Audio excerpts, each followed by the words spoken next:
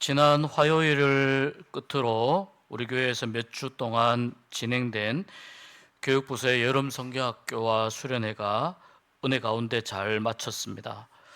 청년부가 가장 먼저 시작했습니다. 7월 16일부터 18일까지 우리 교회에서 1박을 하고 또 경주 일원에서 이렇게 진행을 하였습니다. 그리고 아동부가 7월 24일부터 26일 주일까지 2박 3일 동안 우리 교회에서 은혜 가운데 진행했습니다. 우리 아동부 교사들이 밤마다 모여서 기도하면서 여름 성경학교를 준비하는 것을 보았습니다. 저는 여는 예배와 닫는 예배를 어린이들과 함께 드리면서 또 여름 성경학교의 은혜를 함께 누렸습니다. 아동부를 보니까요, 우리 교회에 처음 나왔거나 또 오랜만에 나왔던 친구들도 여러 명 보이는 것을 보았습니다. 선생님들이 참 애쓰셨구나, 그런 생각을 했습니다. 그리고 유치부가 7월 25일부터 26일 우리 1박 2일 동안 진행했는데요. 우리 유치부실에서 진행하고 또 덕신공원에서 물놀이도 함께 즐겼습니다. 유치부는 매주 화요일마다 선생님들이 모였습니다. 모여서 함께 기도하고 여름 성경학교를 준비하면서 자체적으로 은혜롭게 잘 감당했습니다. 특히 이 아이들 수족구나 이런 질환들이 있는데도 불구하고 주일 평소보다 더 많은 아이들이 참여해서 유치부 성경학교도 은혜 가운데 잘 진행이 되었습니다. 중고등부가 지난 주일 26일부터 출발해서 28일까지 대운산에 있는 샤론 교회에서 2박 3일 동안 수련을 진행했습니다. 날씨가 매우 뜨거웠습니다. 그러나 그 뜨거운 날씨 가운데에서도 중고등부 교사들이 연합하여 합력하여 아이들과 함께 소통하며 은혜 가운데 진행되는 모습을 보면서 저도 참 많은 은혜를 받았습니다. 청년부와 또 아동부와 또 중고등부와 함께 예배를 드리고 집회를 인도하고 기도하는 중에 하나님께서 우리 덕신제일교회 교육부를 많이 사랑하심을 다시 한번 깨닫는 시간이었습니다. 또 유치부 친구들 아주 유치부실에서 해맑게 프로그램 진행하는 모습들 보면서 물놀이 다녀오는데 보이지 않게 수고하는 손길들 보면서 또한 참 귀하다, 그런 생각을 많이 했습니다. 이번 우리 교회 여름 행사는 담당 교역자가 없이 모든 부서가 교사 중심으로 준비되고 진행되었습니다. 그러나 여름 성경학교 강습회에 참여하는 것을 시작으로 교사진들이 마음을 모으면서 더 기도하면서 준비하였기에 무엇보다 안전하고 은혜롭게 하나님 은혜로 잘 마칠 수 있었다고 믿습니다. 우리 교육위원회를 섬긴 모든 섬김이들과 또 각 부서 우리 부장 및 선생님들께 또 보이지 않게 수고한 모든 분들께 수고하고 애쓰셨다는 말씀드립니다. 하나님께서 그 수고와 인내와 눈물을 반드시 기억하시고 하늘나라의 큰 상급으로 갚아주실 줄로 믿습니다. 아울러 이 귀한 헌신과 섬김을 하나님이 기뻐하실 뿐 아니라 우리 교회의 교육부서가 더욱 성령 충만하여 믿음 위에 든든히 서가는 교육부서 될 수 있기를 간절히 소망합니다. 이번 여름 행사가 진행되는 이 모습들을 보면서 다시 한번 믿음이 얼마나 중요한지, 믿음이 얼마나 위대한지 하는 것을 생각해 봅니다. 믿음으로 반응한다는 것이, 믿음으로 감당한다는 것이 말로 설명할 수 없는 하나님의 특별한 역사하심이라고 하는 것을 다시 한번 깨닫게 됩니다. 믿음으로 어려운 상황을 헤쳐나가고 또 믿음으로 어떤 상황에 대해서 반응하는 것이, 그것이 어떤 의미인지를 이번 여름 수련회와 성경학교를 통해서 생각해 보게 됩니다. 눈물로 씨를 뿌린 우리 교사 선생님들의 그 수고를 통해서 믿음의 반응이 얼마나 놀라운 것인지 생각해 봅니다. 그래서 오늘 말씀을 믿음에 대해서 생각해 보고자 하는데, 성경에서 가장 믿음에 대해 본받을 인물로 말씀하는 사람이 바로 아브라함입니다. 그래서 아브라함을 믿음의 조상이라고 성경은 말씀합니다. 주신 말씀을 통해서 아브라함의 믿음을 우리가 다시 한번 생각해 보면서 믿음이 얼마나 위대하고 믿음의 힘이 얼마나 큰지, 또 믿음으로 반응한다는 것이 무엇인지 다시 한번 깨닫고 결단하는 시간이 될 수 있기를 소망합니다. 오늘 말씀에는요, 아브라함이 보여준 믿음의 세 가지 반응이 나옵니다. 첫 번째 믿음의 반응은 8절 말씀과 관련이 있습니다. 8절이 이런 말씀입니다. 믿음으로 아브라함은 부르심을 받았을 때에 순종하여 장래의 유업으로 받을 땅에 나아갈새 갈 바를 알지 못하고 나아갔으며. 성경에 보면요, 창세기 12장에서 하나님이 아브라함을 부르십니다. 그때 하나님께서 아브라함에게 너는 너의 고향과 친척과 아버지의 집을 떠나 내가 내게 보여줄 땅으로 가라 말씀합니다.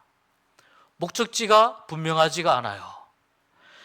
목적지가 어디인지 알 수 없지만 내가 너에게 보여줄 땅이 있다.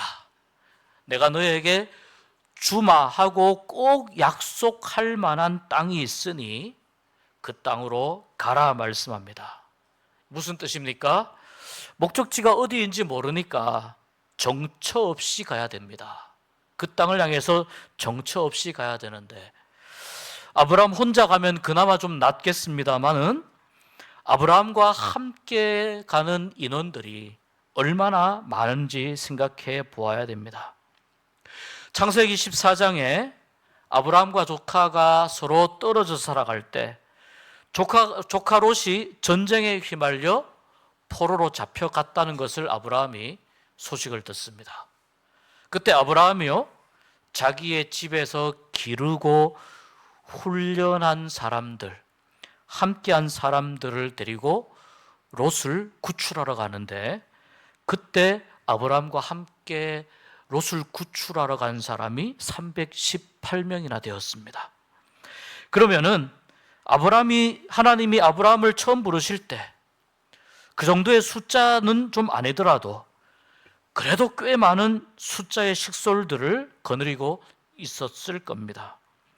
또 이 숫자는 아브라함에게 속한 사람들 뿐만 아니라 롯에게 속한 사람들이 함께 합쳐진 숫자이기 때문에 이것을 감안할 때 적어도 수백 명 이상이 되는 상당히 많은 인원들이 아브라함을 따랐을 것입니다.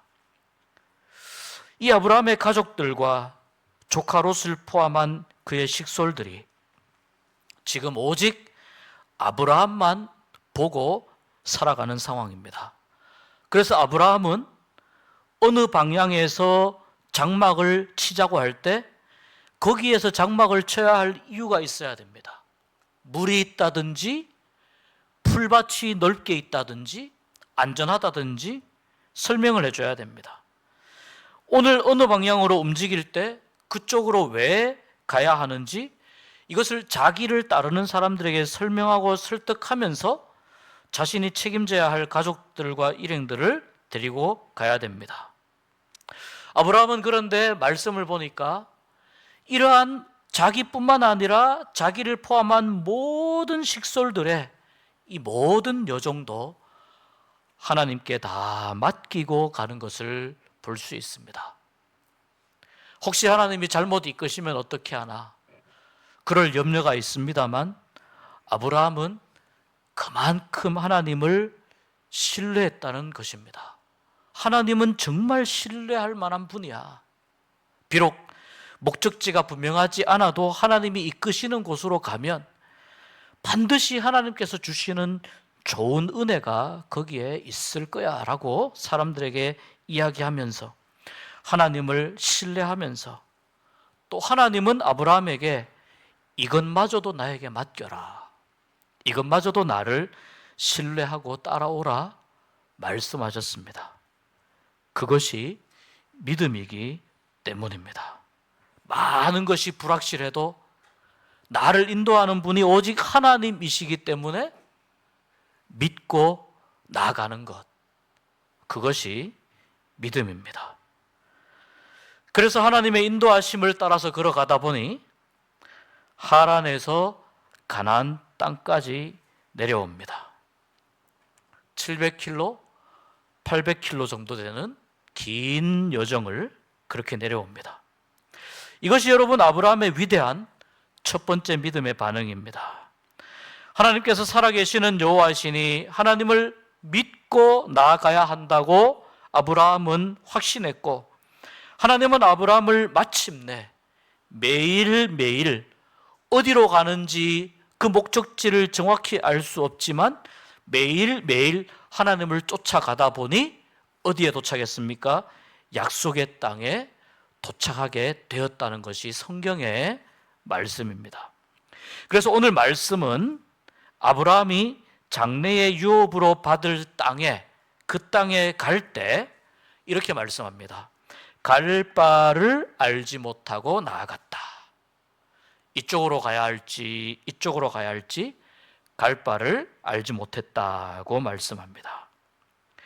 여러분, 아브라함의 상황과 우리 성도님들이 처한 상황은 크게 다르지 않습니다. 사실은요, 매일매일의 삶이 어떻습니까? 갈 바를 알지 못하고 나아가는 시간들입니다. 우리 중에 살아보고 사는 사람이 아무도 없기에 1시간 후, 2시간 후 살아봤다가 다시 돌아와서 살아가는 사람이 아무도 없기에 우리는 5분 뒤라도 1시간 뒤라도 어떻게 될지 장담할 수 없는 것이 인생이라는 것을 너무나 잘 알고 있습니다. 그래서 우리에게는 이 장담할 수 없는 시간과 상황을 견딜 수 있는 믿음이 필요합니다. 이 견딜 수 없는 상황을, 장담할 수 없는 시간을 책임져 주실 수 있는 분이 필요합니다. 그분이 바로 아브라함을 인도하셨던 여호와 하나님이신 줄 믿습니다. 내일 어떤 일이 일어날지 알 수 없고 한 달 후나 1년 후에 내가 어떤 상황에 처해 있을지 알 수 없습니다. 그러나 하나님은 아브라함처럼 오직 하나님만 믿고 나아갈 때, 비록 우리의 인생이 갈 바를 알지 못하는 인생이지만 하나님이 인도하시고 지켜주신다는 것을 말씀합니다.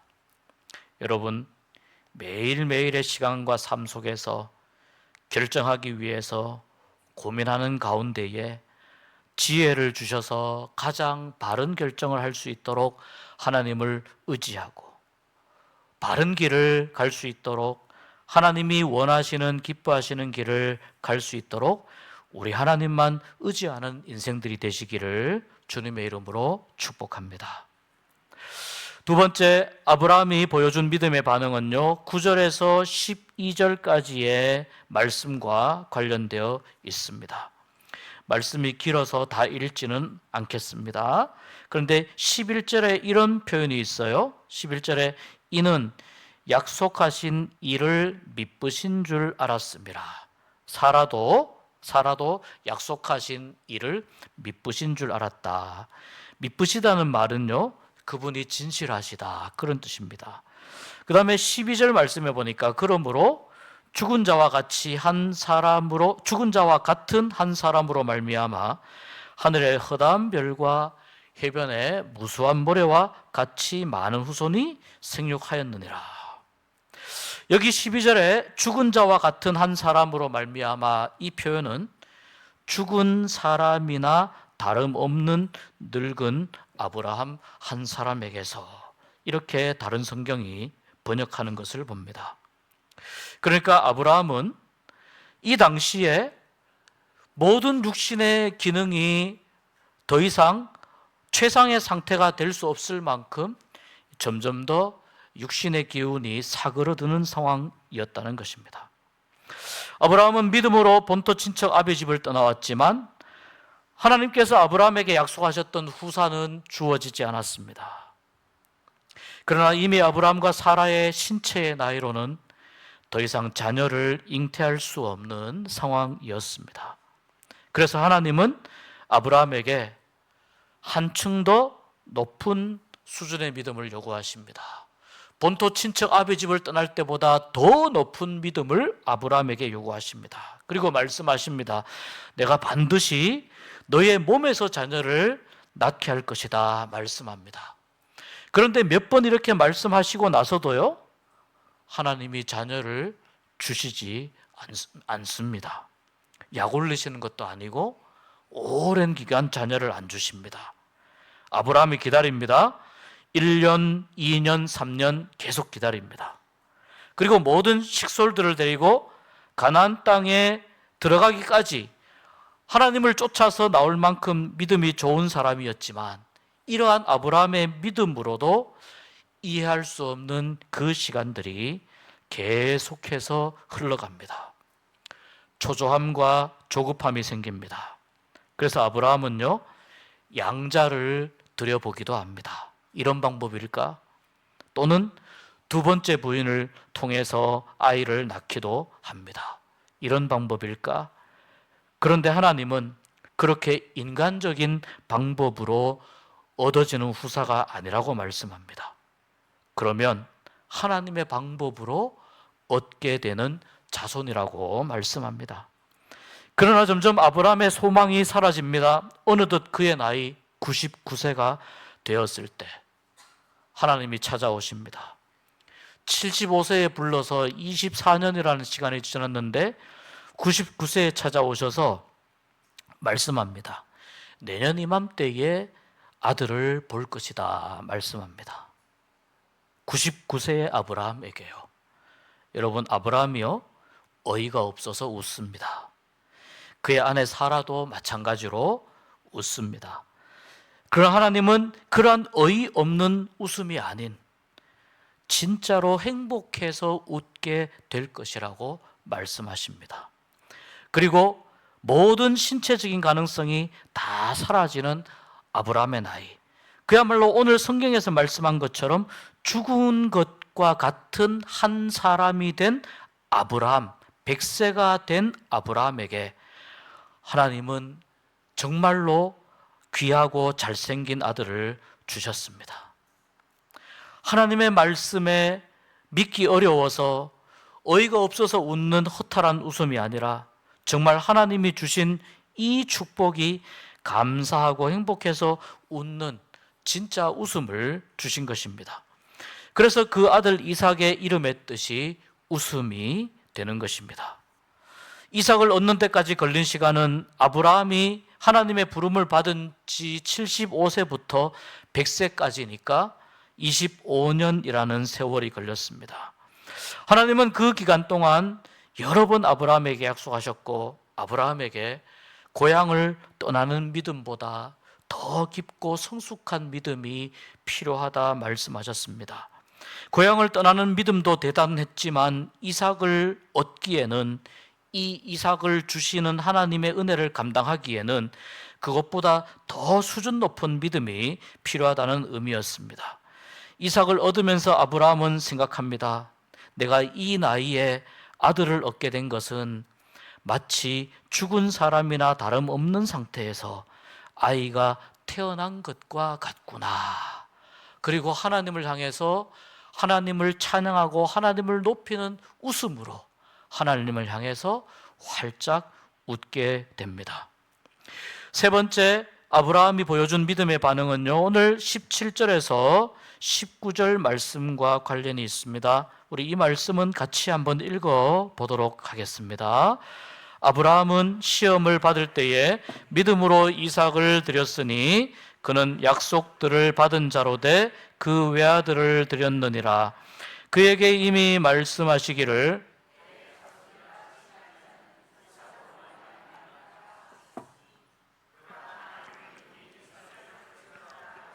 다시 살리실 줄로 생각한지라. 비유컨대 그를 죽은 자 가운데서 도로 받은 것이니라. 아멘. 여러분, 창세기 말씀을 보면요, 아브라함은 100세에 이삭을 낳습니다. 그리고 이 이삭이 40세에 장가를 듭니다. 아브라함이 140세에 며느리를 얻습니다. 그 며느리가 리브가입니다. 그런데 이삭이 장가를 40세에 들었는데 60세가 되어서 아들 에서와 야곱을 낳습니다. 이 에서와 야곱을 낳을 때에도 이삭의 아내인 리브가가 임신하지 못했습니다. 그래서 이삭이 하나님께 간절히 기도하였을 때 하나님께서 이삭의 나이 60세에 아내 리브가의 태의 문을 열어주셔서 쌍둥이를 얻게 되었습니다. 그러니까 아브라함이 160세가 되던 해에 에서와 야곱이라는 두 손주를 보았습니다. 아브라함이 175세까지 살고 죽었으니까 아브라함은 에서와 야곱이 태어난 후 약 15년 동안 손주들의 재롱을 보면서 살았다고 볼 수 있습니다. 그래서 오늘 말씀 9절에 이렇게 말씀합니다. 동일한 약속을 유업으로 함께 받은 이삭 및 야곱과 더불어 장막에 거하였으니. 누가요? 믿음으로 아브라함이 그렇게 했다는 것입니다. 이삭과 야곱과 함께 장막에 거하였다 말씀합니다. 아브라함이 이삭을 낳으면서 그의 믿음은 한층 더 성장했습니다. 그런데 하나님은 아브라함에게 한 번 더 시험하고 싶어 하십니다. 이것은 아브라함이 더 큰 믿음을 가지기를 원하시기 때문에 하시는 것입니다. 이 이삭을 얻는 과정 속에서 아브라함이 가지게 된 믿음만으로도 충분히 대단한 믿음인데, 하나님은 아브라함이 정말로 믿음의 조상이 되어야 되고 큰 민족의 조상이 되기를 바라셨기 때문에 믿음의 조상으로서 아브라함이 가장 큰 믿음을 가지기를 원하셨습니다. 큰 믿음을 가져야 자손들이 믿음의 조상이라고 아브라함을 부를 수 있기 때문에 하나님은 아브라함을 테스트하신 것입니다. 그래서 오늘 말씀 17절에 이렇게 말씀이 나옵니다. 아브라함은 시험을 받을 때에 라고 말씀합니다. 아브라함은 시험을 받을 때에. 무슨 시험입니까? 이삭을 드려라, 그 시험입니다. 믿음으로 이삭을 드렸으니 라고 오늘 말씀 17절에 나옵니다. 이 사건이 창세기 22장에 기록이 되어 있습니다. 창세기 22장 1절에 이렇게 말씀합니다. 그 일 후에 하나님이 아브라함을 시험하시려고 그를 부르시되 아브라함아 하시니. 여기도 보면 창세기 22장에도 하나님이 아브라함을 시험하시려고 아브라함을 불렀다. 오늘 말씀 17절에도 아브라함은 시험을 받을 때에, 그러니까 이삭의 이 사건은 하나님이 시험하신 것이 틀림없는 사건입니다. 그런데 우리가 이렇게 생각할 수 있습니다. 사랑하는 아들을 주셨다가 다시 빼앗아가는 하나님인가? 100세에 낳은 이 아들인데, 노년에 낳은 아들인데 이 아들을 하나님이 빼앗아가시는가? 그렇게 생각할 수도 있습니다. 그러나 우리가 읽은 말씀대로 창세기와 히브리서는 하나님이 아브라함을 테스트하시기 위해서 불렀다고 말씀합니다. 여러분, 하나님은 언제 테스트하실까 중요합니다. 우리가 하나님께 또는 하나님의 테스트에 우리가 걸릴 때가 있습니다. 하나님이 우리를 테스트하실 때가 있습니다. 언제 테스트하실까? 하나님은 그가 가진 믿음을 한 단계 더 높이고 더 큰 믿음을 가지고 믿음을 더욱 성숙하게 하길 원하실 때 테스트하십니다. 바꾸어 말하자면 더 큰 믿음의 그릇을 가지고 거기에 하나님의 더 큰 은혜를 담아주기를 원하실 때 테스트를 하신다는 것입니다. 그래서 사탄이 시험하는 것과는 완전히 다릅니다. 그러나 여러분, 이 시험은 아브라함에게 정말 견딜 수 없는 고통이었습니다. 자신의 사랑하는 아들을 산 꼭대기 가서 희생제물로 드려야 하기 때문입니다.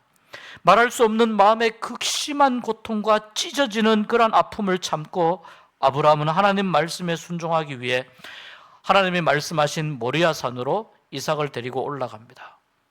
두 아이, 사랑하는 아들의 손을 잡고 올라가는데 아들이 아버지에게 질문합니다. 아버지, 불과 나무는 여기 있는데 하나님께 번제할 어린 양은 어디에 있나요? 불과 나무는 우리가 가지고 가는데 하나님께 번제할 어린 양은 어디에 있나요? 그 질문을 받고 아브라함의 가슴이 미어집니다. 미어지는 아브라함은 그 가슴에 통증을 부여잡고 참으며 이를 악물고 대답합니다. 얘야, 번제할 어린 양은 하나님께서 하나님을 위해 준비해 주실 거야. 번제할 어린 양은 하나님께서 하나님을 위해 준비해 주실 거야. 그리고 더 말을 잇지 않고 사랑하는 아이의 손을 꼭 잡고 이제 곧 헤어질 텐데 이 아이를 붙잡고 산 위로 올라갑니다. 산에 올라가 나무를 쌓고 나서 사랑하는 아들 이삭을 결박해서 단 위에 올려놓고 자기가 가지고 온 단검으로 그 아이를 찌르려고 합니다. 바로 이 순간 아이의 목숨을 앗아가려고 하는 그 순간 하늘에서 음성이 들립니다. 아브라함아, 아브라함아, 아브라함아, 아브라함아. 급한 목소리로 하나님이 아브라함을 부르십니다. 제가 여기 있습니다. 아브라함아, 그 아이에게 손을 대지 말라. 그 아이에게 아무것도 행하지 말아라. 내가 너의 아들 독자까지도 내게 아끼지 아니하였으니 내가 이제야 내가 하나님을 경외하는 줄을 아노라 말씀합니다. 내가 이제야 얼마나 나를 공경하고 얼마나 나를 사랑하는지 내가 그것을 알겠노라 말씀하십니다. 하나님의 시험에 아브라함이 합격하는 순간입니다. 그리고 그 순간 양의 울음소리가 들립니다. 주위를 둘러보니 순양 한 마리가, 잘생긴 순양 한 마리가 뿔이 수풀에 걸려서 오도 가도 못하고 있는, 걸려서 울고 있는 순양을 봅니다. 하나님이 이 양을 준비해 주셨구나. 아브라함이 그 양을 하나님께 바치며 기쁨과 감사의 눈물을 흘립니다. 이삭을 하나님께 바치라고 하는 이 사건을 보면서 오늘 히브리서는 이렇게 말씀합니다. 이 말씀을 통해 어떻게 아브라함이 이삭을 하나님께 바치는 그 극한의 상황까지 갈 수 있었는지를 알 수 있습니다. 19절 말씀에 그가 하나님이 능히 이삭을 죽은 자 가운데서 다시 살리실 줄로 생각한지라. 비유컨대 그를 죽은 자 가운데서 도로 받은 것이니라. 여러분, 아브라함은 고향 땅을 떠나면서 또 100세의 이삭을 아들로 얻으면서 하나님께 믿음을 인정받았지만 하나님은 죽은 생명도 다시 살리실 수 있는 분이라고 하는 이 믿음이 이삭을 데리고 모리아 산으로 올라갈 때에 아브라함에게 있었다라는 의미입니다. 그래서 만약에 이삭이 여기에서 죽임을 당하더라도 우리 하나님이 어떤 분이십니까?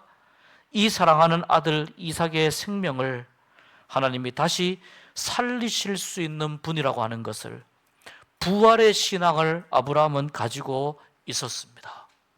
이 이삭은 하나님이 약속하신 모든 약속을 받아야 하는 주체였기 때문에 이삭이 죽으면 하나님의 약속도 멈추는 것이기 때문에 하나님은 어떻게든 이삭을 다시 살려주실 것이다 라고 믿었다는 것입니다.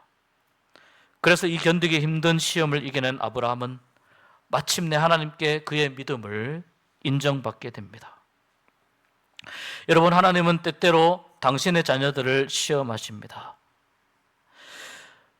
시험하실 때에 우리가 몇 가지 시험에 대해서 꼭 알고 있어야 되는 것이 있는데요, 모든 시험은 하나님이 허락하시는 것이라고 하는 것을 우리가 믿어야 됩니다. 두 번째는 하나님께서 시험을 허락하시거나 시험을 하실 때에 성도의 믿음을 흔들려고 하는 것이 아니라 성도의 믿음을 강건하게 하기 위해서, 성도의 삶 속에서 더 크신 하나님의 축복을 받아 누리도록 하기 위해서, 우리의 믿음의 그릇을 더 크게 하기 위해서 하나님은 시험하신다는 것, 테스트 하신다는 것입니다.